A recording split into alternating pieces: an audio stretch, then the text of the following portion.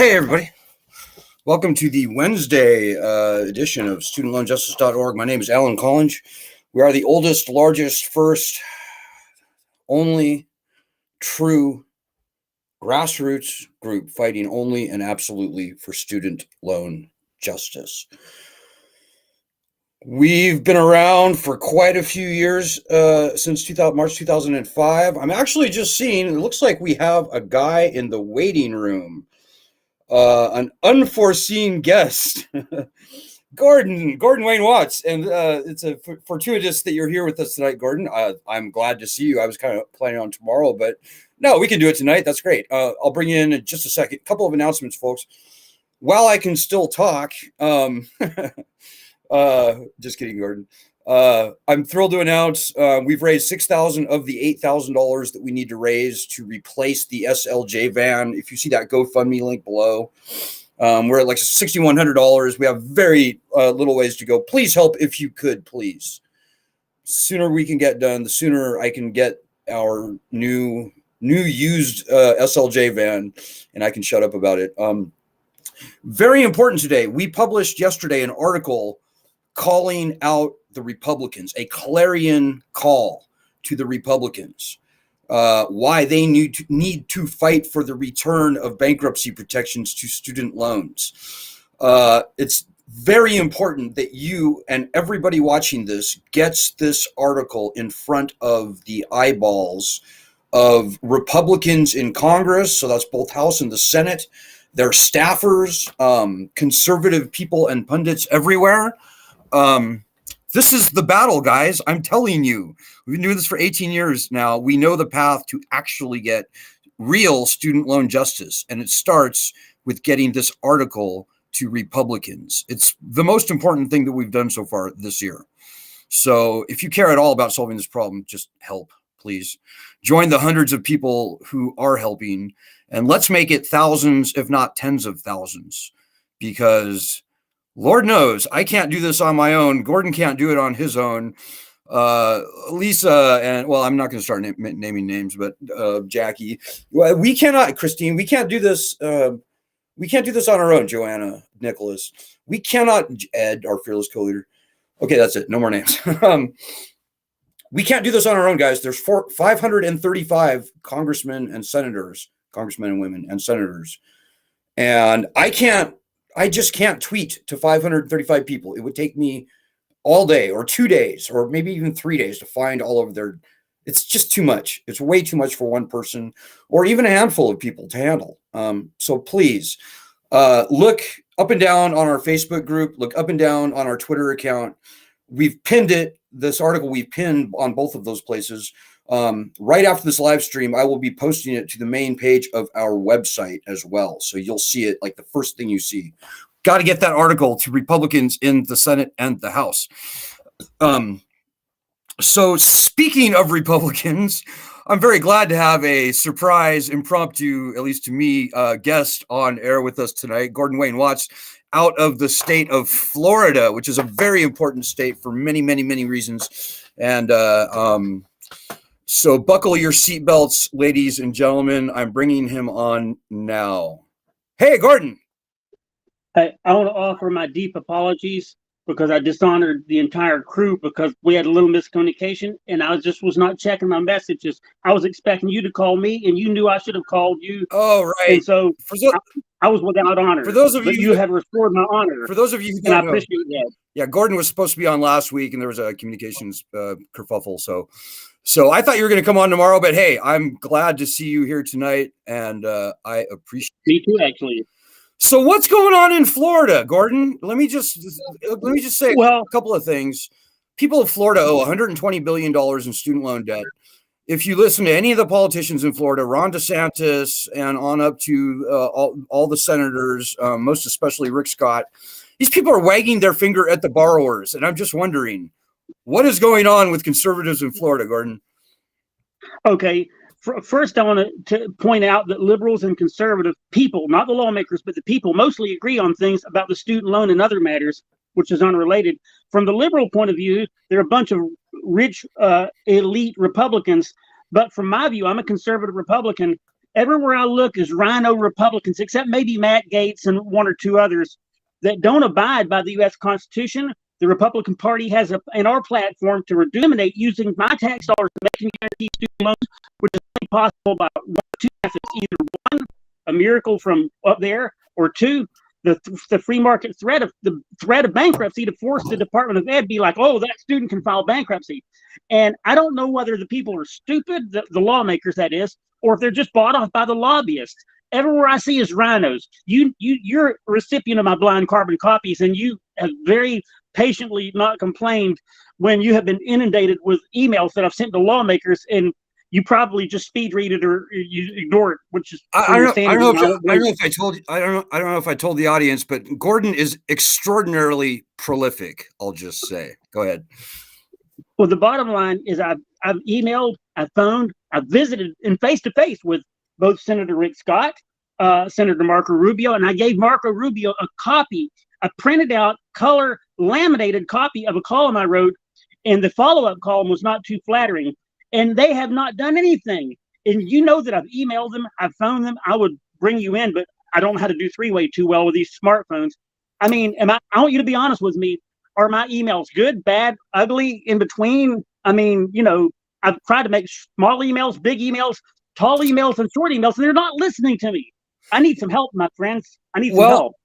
I think you do better in person than you do on paper, Gordon, just because you say a lot, and even in person you say a lot, but I think a lot of people get overwhelmed with the sheer volume of material that you send them, and after a while their eyes glaze over. But hey, you know, as far as I'm concerned, Gordon, I'm just glad that you're in this fight because you understand the issue, you understand the importance of bankruptcy, you're a conservative, and I mean, and so the audience realizes Gordon's been with our group for I don't know how many years, at least 10 or 15 or something. Gordon has gone toe to toe with Rush Limbaugh, with, I mean, you name it. He's been on C-SPAN. He's been on many, many, many radio shows, including Fox News Radio. And, you know, perseverance and fight is 99% of this battle. So as far as I'm concerned, Gordon, you can say whatever you want. And I know that you're on the right side of the argument, and I appreciate that. Hey, I want to show just one thing, one clip from you today. So one thing we like all of our members to do that not nearly enough people do is we try to let them get on C-SPAN every day that they can. You can get one call a month into C-SPAN. And I think Gordon probably makes at least one a month, if not more sometimes. Don't tell anyone about my extra telephone on the side, you know, slipping that extra one before the 30 days elapsed. That's a secret. We ain't going to tell no more. You've apparently learned the fine art of speed dialing or something. But really it's actually not that hard to get into C-SPAN. I've found that as long as I haven't used my 1 month up, I can usually get through most of the time. But today you were talking to a guy from South Carolina. Yeah. And maybe I'll just segue a little bit. So this guy, South Carolina is one of the worst hurt states. State budget of South Carolina is around $25 billion. The people of South Carolina owe around $35 billion in mostly federal student loan debt. So this is something that no true conservative should like. But I just want to show the folks how this interview went by way of what other people maybe can expect from our opposition. So let me just dial this in right now and see if you can hopefully see it. And we're going to do everything we can, Republicans, to stop him. Gordon, Plant City, Florida, Republican. Good morning. You're on with Congressman Ralph Norman. Congressman Norman, you and I are both conservative Republicans, and you're concerned about the banking crisis is good. But your bill, H.R. 5899 from the 116th Congress, the student loan bankruptcy bill, would force the Department of Ed to stop lending trillions, and since student debt is over $2 trillion, that's almost 10% of the national debt. Yes or no? Do you agree with me or not that your bill and others like it, like John Cornyn and Dick Durbin's bill, are the only thing short of a miracle from above that will force the Department of Ed to stop hemorrhaging and bleeding us to death and crashing our dollar? And if your answer is yes, then could you get Virginia Fox and Jim Jordan and Kevin McCarthy, and of course the Democrats have it in their platform for student loan bankruptcy? So do you understand the free market argument? The bankruptcy. Gordon, I think we got your point, Congressman. Let you jump in.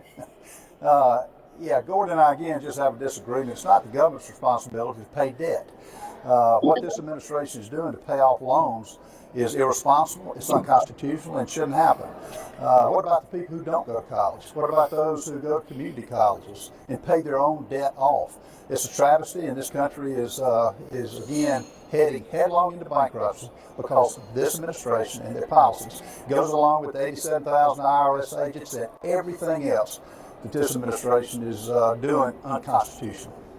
Gilbertville, So that was it. And you know what I noticed, Gordon?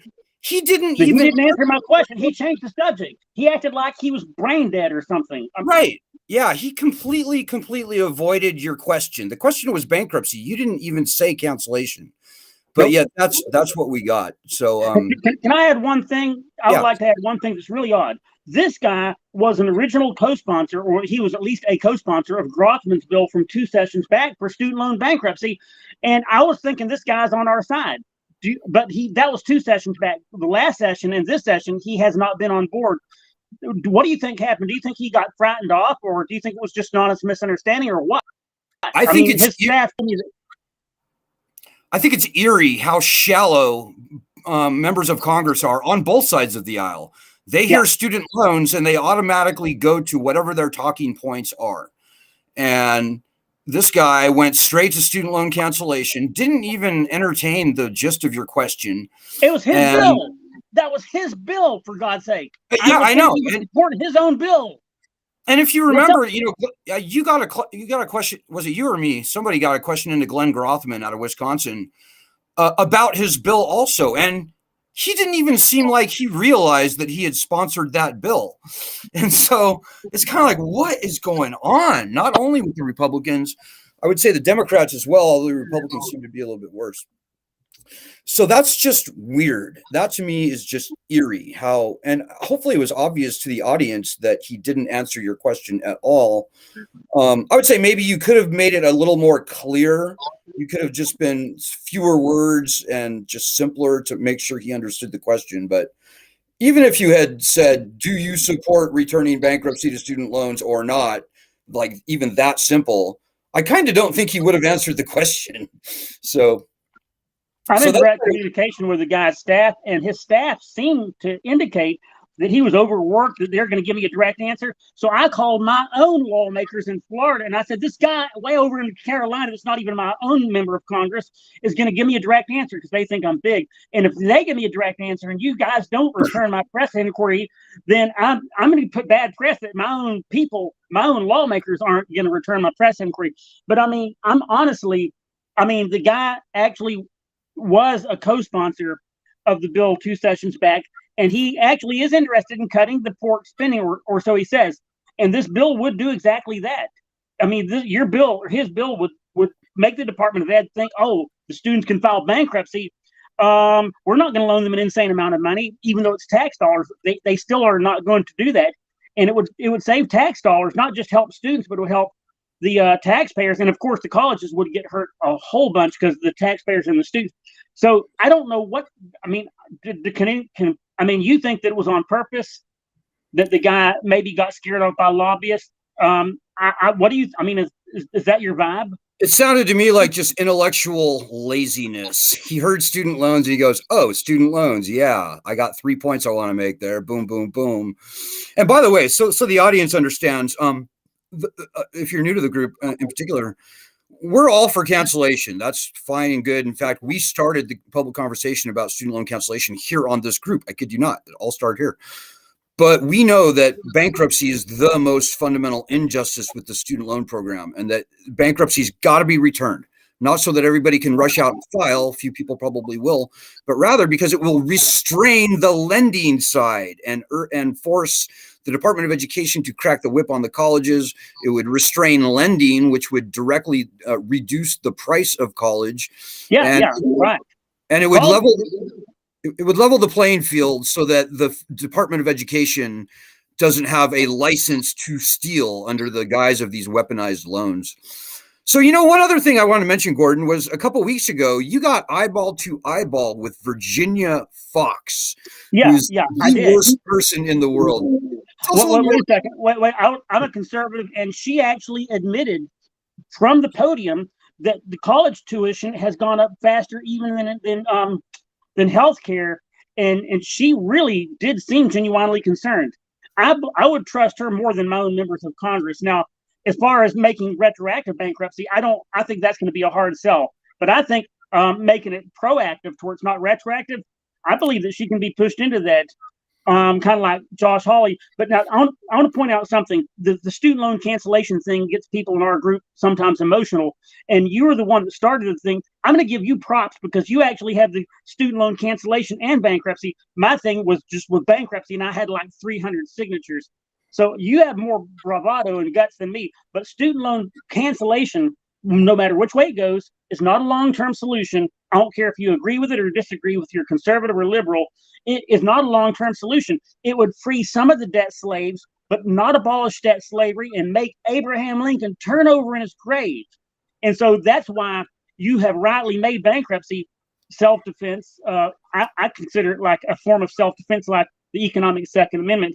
And so I want to point out, you've told us to usually we don't mix other things like abortion or the Second Amendment or gay rights or anything like that. These are off topic. But occasionally I'll run into a lawmaker that's a big Second Amendment fan. And I'll say, hey, student loan bankruptcy is like the Second Amendment. And they already are in agreement on the Second Amendment. And I kind of use that as a fulcrum or an argument. But I mean, hey, I say whatever it takes to get through to the conservatives. We make a very conservative argument. We're fighting the colleges. We're fighting the worst big government monstrosity lending beast in the nation's history. And the states that are being most affected are southern red states like South Carolina and Florida and Georgia and North Carolina, Alabama, Texas. You name the southern state, and I'll show you a southern state that more than likely the people owe more than the entire state budget in student loan debt. So yeah, I appreciate that. And cancellation, it's going to happen. The loans will not be paid. The loans will be canceled. And the only sensible way to do that is by executive order. One other quick point, Donald Trump is actually the first president to ever broadly cancel student loans by executive order. Few people realize that, but that happened in August 2019. And that, in fact, was actually our inspiration for calling on the president to cancel loans by executive order in the first place. But that's all good and well. But this whole thing comes down to bankruptcy. And unless we get bankruptcy rights back, we're going to be begging Joe Biden or whoever the next president is forever. And what we'll get is the nonsense that we've already got. So speaking of Donald Trump, everyone knows that I'm a conservative and I support a lot of things he's did, like on the border or off topic. But he got bankruptcy for himself. He knew that students wanted bankruptcy defense, and yet he did nothing about it. And I am out of my mind. Whether he's a honest person or not, I don't know. He seemed like he had some honesty, but I mean, I have no idea why he didn't support student loan bankruptcy. I contacted the man, and I know that his people definitely heard from me because when I was younger, my best friend, my father would all say, "Oh, Gordon, don't talk to him on the phone or in person. Put it in writing. You're better in writing." And so I think I must have gone a little overboard. And ironically, you're the one that chased down Virginia Fox. But nowadays, I'm the one that is like Forrest Gump with communication skills. But I spoke her own language. Yeah, that's true. I think you're better in person, Gordon. Honestly, I think you are. But no, I followed Virginia Fox out to the parking lot in Boonsville, North Carolina one time. And I was like, "Congresswoman, you are wrong on bankruptcy." And she kind of ran away and hid and stuff like that. It was not a violent thing, not a threatening thing at all. It was part of a forum that she was in. But I think we're probably two of the, at least physically, probably the most out there in the field getting stuff done, like shaking our feet in the street guys. And so I appreciate that greatly. Now, did you ever feel in danger or threatened or intimidated in that crowd with? By the way, what was that event that she was at? I'm just curious. That was let me tell you something. Okay, here's a sitting congresswoman that's really high profile, and I go in there and I make sure that I would pass security, and people can walk right in. There's no security. There's one cop there, and the crowd was so quiet. It was unbelievable. I mean, she could have told them, "I hate your guts." They would have been smiling. It was this very low key. I think it was a private. Either Assembly of God or Christian University of some sort. The people were very polite. I ran into my old friend, Congressman Dennis Ross, and he's a great guy, and he was trying to cut some pork spending when he was a state lawmaker, But when he got thrown off some committees and became a federal lawmaker, he was no longer conservative. He was a good guy in his heart. And I'm glad that he's no longer a congressman. He hosted me, and when the first thing we did when we got there, Virginia Fox didn't know me from Adam, and I says, "Hey, Dennis, what's up?" And so former Congressman Dennis Ross says, "Hey, Gordon, how's it going?" And so I turned right to Virginia Fox and said, "See, I have a good word of reference from your buddy Dennis Ross." And I said, "Well, I'll give him a good word of reference, for being a good host." And so the bottom line is that Virginia Fox admitted loudly that students are getting pillaged. And she also has a Pell Grant bill for vocational schools. She's not all bad, but she needs to be brought out of her hiding place and introduced to the fact that, hey, people really are sincerely wanting to help you. And I believe that if we call her office and politely explain that bankruptcy is our conservative alternative to liberal free handouts, and it'll force the Department of It. She said, "Oh, it'll cost taxpayers." Yeah, initially it'll cost taxpayers. When people get their self-defense rights back, initially there's violence. But then when everyone is able to defend themselves with bankruptcy or with a big stick or a gun, violence goes down. That's the argument the free market argument. Glenn Grothman wrote a press release for HR 4563, one or two sessions last session, and he makes the argument that the Department of Ed will lend less, and then the tuition will have to come down. He makes all the conservative arguments, and I cover this on my meager blog, GordonWatts.com and GordonWayneWatts.com, and Virginia Fox's mug figures prominently. And so when she sees her face on my blog, and I tell her that I'm the guy that nearly won the largest pro-life case in Rose, so I'm a big-time conservative. You don't want to get I knew I was going to hear about your work on the Terry Schiavo case eventually. Go ahead. But so the bottom line is that has nothing to do with this case, but the fact that when I need to drop a big name, you don't want me to drop your name, at least maybe you'll change your mind, but I can drop my own name, and you can drop my own name. I can get away with dropping my own name because you can Google Gordon Wayne Watts and Terry Schiavo. And to the conservatives that are out there, it was a handicapped girl pro-life. It was not an abortion matter. It was handicapped.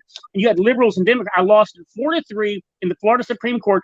And all I have to do is drop my name 1 or 2 times. And before they figure out that I'm just a little guy with a legend in my own mind trying to be a big dog, they'll be like, "Oh, who's this guy with the New York Times? They got some conservatives or something." And they'll actually listen to me for it's like a get out of jail card that works once. And I better get it right that first time. And I think I did, because she started listening to me. I want some ideas on how the Democrats now also have it in their platform. We have our Republican platform. Stop using our tax dollars to make and guarantee student loans. Sorry, go ahead. And the bankruptcy bills would force the Department of Ed. College debt is almost 10% of total national debt. As Betsy DeVos said, think about that for a second. 9 days after my column published, she copied me almost verbatim and didn't credit me. But, but then she didn't follow through with the thing. Our Republican platform says the federal tax dollar should not originate, that is, make student loans. Only 2 things will make that possible. Either 1, a miracle, the lawmakers should be doing it, but they're intimidated, or 2, the threat of bankruptcy. The Democrats have in their platform student loan bankruptcy. We're going to work with the lawmakers. Most lawmakers in both parties do not obey their own platform, our own platform, and theirs, much less the other guy. Both parties have some good points in them, and people with good hearts. Most lawmakers have good hearts, and their spirit is willing, but their flesh is weak. They're intimidated by the lobbyists. I'm pretty sure they can't be that stupid. No one can be that stupid. Come on, they want bankruptcy. Burgess Owens is he's a former football player, a big, tall African American man that is a Republican in Utah. And I told his staff that no matter what your political views are, you have become a Republican, even though there's peer pressure for African Americans to not be Republican. And I said, I want to commend you. And Frederica Wilson, she's in our state. She's a Democrat. And she was the co-chair of that. Remember, you introduced us to them. And I said, I appreciate that both of you guys are following your political dreams. Frederica Wilson called him out and says, now this one member, she didn't name, she said one member of this panel here got bankruptcy a bunch of times, but don't want it for college students. That would be Burgess Owens. And he's like most Republicans that are bankruptcy for me, but not for the hypocrites. And it violates every major religion and people that are not even religious. It's a double standard. And I think that we should portray bankruptcy as our conservative alternative to liberal free handouts when speaking to the Republicans, and when speaking to the Democrats, say, you didn't keep your word. That's why you lost the House. You better get it in gear. There was not a blue wave, and there was not a red wave either. And I think it was precisely because 45 or 50 million people have student loans, another 50 or 60 million are co-signers or family. Pretty soon, when everyone is in debt slavery except a few people, they'll get the picture. But I'm thinking we're going to crash the dollar because as Patrick, I can't remember his name. He's one of our Twitter group. And in our group, he said that student loans are neither students nor loans. If you could remember what? That's Patrick Donahue. And Patrick, yeah. Just so our audience understands, the Democrats had it in their party platform to return bankruptcy to student loans since 2016. Last session, they had the House, the Senate, and the presidency, and they made a conscious decision to not return bankruptcy to student loans. It was the biggest betrayal in the 18-year history that I've been doing this. So we've got a couple of comments here. Joanna, who's also in Florida, just wants us to know that she has been contacting Matt Gaetz many times, and Matt Gaetz is a very important guy in the House. Good guy. He is a good guy. I don't know. Kind of crazy. He's kind of crazy, but I don't speak to any of his other positions, but on student loans, he agrees and even takes a leadership vocal.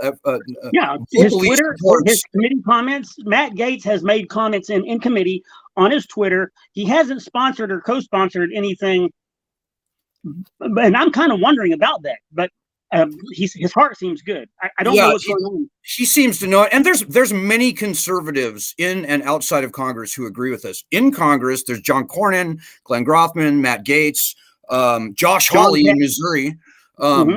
And Ralph Norman? Well, maybe. We don't know if he's jumping. Maybe. I don't even know if he knows what he's for or against. That guy's just but good on you for getting into a conversation with him today. But even, and outside of Congress, the op-eds at the Federalist, people from from George Mason University, from the National Review, and many, many other Republican conservatives are joining us in this call. So I'm just going to wrap this up here, Gordon. Was there any last words you wanted to say? I want to say something. What I would like for people to do is, normally promoting one's website is not good, but if you go to any of my websites, there's the lawmakers. Contact the lawmakers. I want everyone, people like Christina, Lisa, Joanna, you, me, Patrick, Michael, the various Michaels and Michelles that are out there in our group. They've been calling, and some of y'all can email. I want you guys to go to GordonWatts.com or GordonWayneWatts.com. Contact the lawmakers up at the very top. Contact the lawmakers. If you want to find the phone numbers, the email addresses, the social media, even the White House, I want you guys to get up to date on the issues, to contact the lawmakers and politely but firmly, repeatedly ask them to pass student loan bankruptcy. And just any argument is, Ed McKinley makes a perfect case. Anything, just if all you did was call a lawmaker, don't threaten them or anything, be like, student loan bankruptcy bills, that would be better than 99.9% of all people. Why most of the people are being crushed and they don't make the call? For God's sake, make the telephone call. GordonWatts.com and GordonWayneWatts.com not only have the contact the lawmakers, but you can see some of the arguments. You can actually watch my confrontation with Virginia Fox, and both of us actually survived the confrontation. Maybe someone could learn a tip or something. And GordonWatts.com and GordonWayneWatts.com, contact the lawmakers, phone them, visit them, email them. You can email them, tweet them, speak to friends, speak to the news media. I've been a little bit slacking on the letters to the editor, but even superheroes have to sleep. But it's a secret, don't tell anyone. Yeah, and so that you all know, we are asking everyone in the student loan justice universe to write a letter to the editor of your newspaper and call for a minimum of the return of bankruptcy rights to student loans. Call for loan cancellation as well. Either of those two things are fully within our mission. And so we've come a long ways. Gordon, I thank you for joining us tonight. If you happen, thank you for allowing me to restore my honor, and the honor of the Imperial Klingon Empire is now restored because of you. Oh, good. Well, we're glad to have you. And I'll be back on Friday, ladies and gentlemen. And I think both Gordon and me will be looking at the comments both on Twitter and on Facebook after this. So if you have any comments after the fact, we can get into it. And thank you, Gordon. You're a fierce student loan justice warrior, and I appreciate that greatly. GordonWayneWatts.com. You heard the website. Thank you. And I'll see you guys on Friday. Good luck, Godspeed, and God bless.